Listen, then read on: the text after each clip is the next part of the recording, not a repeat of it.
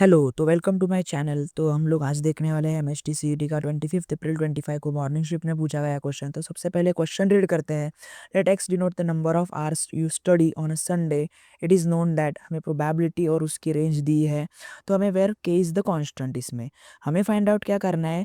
Probability that you study at least 2 hours on a Sunday, मतलब Sunday को कम से कम 2 घंटा पढ़ाई की, उसकी प्रोबेबिलिटी क्या आ सकती है। तो इन ऑप्शन में से कुछ तो आ सकती है।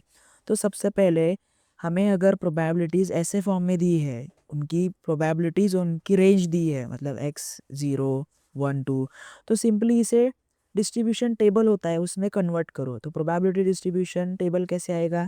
तो रैंडम वेरिएबल कौन से यहाँ पर 0 से लेके 4 तक, तो 0 1 2 3 4 रैंडम वेरिएबल्स, उनकी प्रोबेबिलिटीज़ करस्पॉन्डिंग देखो ना। एक्स 0 रेंज है तो उसकी प्रोबेबिलिटी 0.1 है। एक्स 1 और 2 के लिए के एक्स है, तो in place of K is a constant, लेकिन in place of x we put अगर 1 और 2, तो यहाँ पर देखो करस्पॉन्डिंग एक्स की जगह 1 पुट किया तो क्या आएगा, एक्स की जगह 2 पुट किया तो 2 क्या आएगा। सिमिलरली फॉर 3 और 4, तो 3 की प्रोबेबिलिटी आ गई 2 के, 4 की प्रोबेबिलिटी आ गई के। क्या किया बस हमने कि x की जगह पे रैंडम वेरिएबल वो पुट किया, अकॉर्डिंगली करस्पॉन्डिंग रैंडम वेरिएबल, मतलब 5 - 3 2 आता है, तो 2 के आ गई 3 की प्रोबेबिलिटी, 3 रैंडम वेरिएबल की। इसके बाद में हम क्या करते हैं, we have a formula summation of a probability of x which is equal to 1। तो हमने सब प्रोबेबिलिटीज़ की सम कर दी, तो वो 1 आ गई। इससे हमने k की वैल्यू फाइंड आउट की। k की वैल्यू हमें क्या आती है 0.15।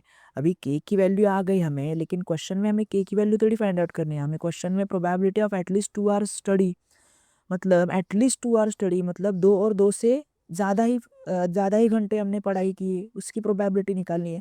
तो 2 और 2 से ज़्यादा रैंडम वेरिएबल कौन से हैं, 2 3 4।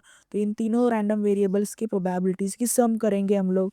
तो सम करेंगे तो हमें आंसर आएगा 0.75। ठीक है, तो ऑप्शन है ये 0.75। लेकिन अनदर वे कौन सा हो सकता है, कैलकुलेशन अगर लेंदी ना हो, रैंडम वेरिएबल यहाँ तो कम ही है, लेकिन इन केस अगर ज़्यादा होते तो हम लोग एक अनदर वे से करते। वो अनदर वे में दिखाता हूँ।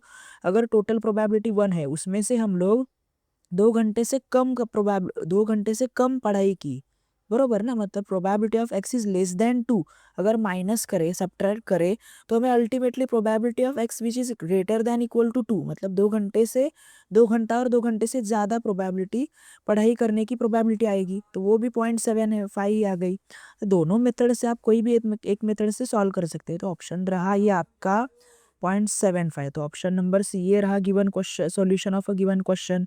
तो बहुत ही आज आसान था। Thank you so much.